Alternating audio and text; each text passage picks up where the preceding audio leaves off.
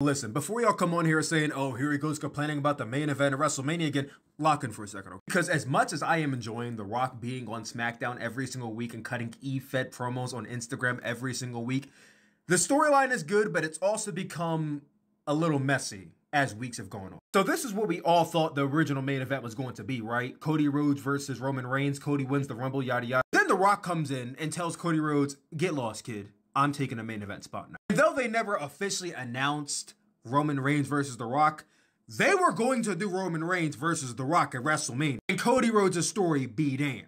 But then they course corrected and they officially announced Roman Reigns versus Cody Rhodes at WrestleMania 40. Within that same month, basically last week, they officially announced for WrestleMania Saturday, Cody Rhodes and Seth Rollins versus The Rock and Roman Reigns. So this is the main event of WrestleMania 40, right? But if I never told you that, and I showed you the last 3 weeks of SmackDown television, and I showed you every single Rock IG promo, you would be led to believe that this is the main event of WrestleMania. Cody Rhodes versus The Rock. Like the last 3 weeks of SmackDown, even like some weeks of Raw, have been so heavily focused around Cody Rhodes and The Rock that Seth and Roman don't even feel like they're a part of the storyline for real. Despite Roman Reigns and Seth Rollins being the champions, they feel irrelevant to this whole story. Mind you, Seth Rollins practically had to beg Cody Rhodes to get involved in this match because Cody Rhodes just wanted to face The Rock. And Seth Rollins had to say, you don't want to fight this alone, I can be your tag team partner. Now Seth Rollins is a part of that main event, and it's awesome for him. While they have promos on Raw revolving around Seth Rollins and Drew McIntyre,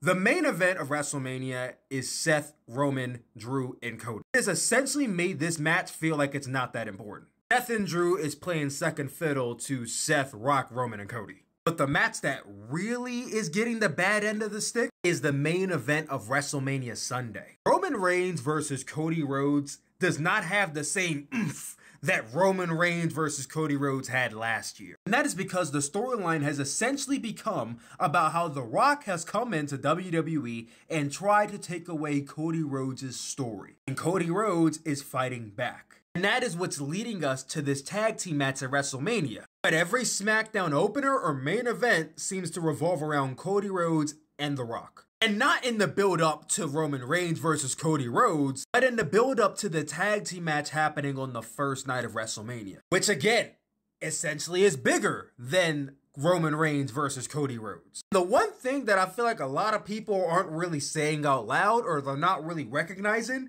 is just how hard Roman Reigns has fallen into the background of this whole story. Because this moment right here, you know that episode of SmackDown where The Rock came out and shook Cody Rhodes' hand and basically took his spot and then he went face to face with Roman Reigns in the middle of the ring? That was the last time Roman Reigns actually felt like the world champion going into this story. I know some of y'all are not going to want to hear this, but ever since the press conference, Roman Reigns has been playing second fiddle to The Rock. And I don't even like saying that because Roman Reigns has been the main character. He's been the final boss of WWE for the last 4 years. But for the past month, he has been relegated to being The Rock's cousin. Even in that segment where Roman Reigns said, I need you to do one favor for me. I need you to acknowledge me as your tribal chief. And The Rock says, I acknowledge you, my tribal chief. Like, the aura just, it wasn't there. For all it's worth, WWE has made it abundantly clear these two are on the same playing field. They're on the same level. These two are equals. They have tried their best to make it feel that way. I've tried my hardest for the last 2 weeks to convince myself that they are on the same level in this match, in this story. But I think it's the simple fact that The Rock is just such a bigger star, like outside of wrestling, and also the fact that The Rock is so dominantly featured on WWE television over the last month, where Roman Reigns has skipped a couple weeks, that The Rock just feels like the bigger player here. Like, yeah, Roman Reigns may carry the belt, but The Rock feels like the true champion going into WrestleMania. And again, the main event of WrestleMania Night 1 is officially going to be a tag team match, but it truly feels like a singles match between Cody Rhodes and The Rock, with Roman Reigns and Seth Rollins just tagging along for the ride. And then Roman Reigns and Cody Rhodes will face off on the second night because Cody won the Rumble. And he's owed that match to him. I will say again, I am excited for this match at WrestleMania. I don't want y'all to think that I hate it. I don't want this match to happen. No, I am genuinely looking forward to this tag team match at WrestleMania. I don't know, maybe Roman Reigns and Cody Rhodes need to have more one-on-one promos with each other because they've been lacking that ever since February started. Maybe it's that Seth Rollins needs to go to SmackDown and actually call out either Roman Reigns or The Rock or both,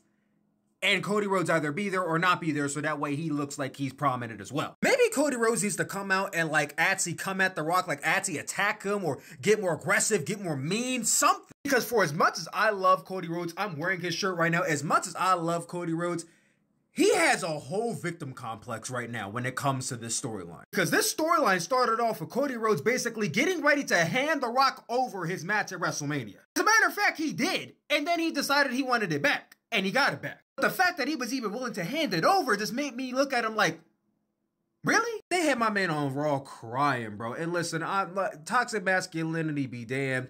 Men can cry. That's fine. Then here comes The Rock on Instagram calling you a crybaby bitch, saying fuck your story, talking about how your fans are Cody crybabies, then talking about your dog, and talking about your mother too. Like, The Rock is making it his mission to violate Cody Rhodes at every given turn, at every given time, on weekly television and on his Instagram of 20 million followers. Like, I'm sorry, but the slap ain't gonna cut it. The slap is not enough, especially when you got slapped first. Cody Rhodes needs to stop crying and lock the fuck in. Like, bro, I need you to go out there and take a steel chair to The Rock. I need you to go out there and hit his ass with a cross. I need you to get the upper hand on The Rock, because The Rock keeps on soloing you every week and you doing nothing. I know you're doing something, but it feels like you're doing nothing. WrestleMania 40 is 3 weeks away, and again, I'm in love with the tag team aspect. I can't wait for this match. We got 3 more weeks. There's some things I would like to see. There are some improvements that can be made to the current story. And definitely some improvements that need to be made to this one. But I want you guys to comment down below and tell me what you think.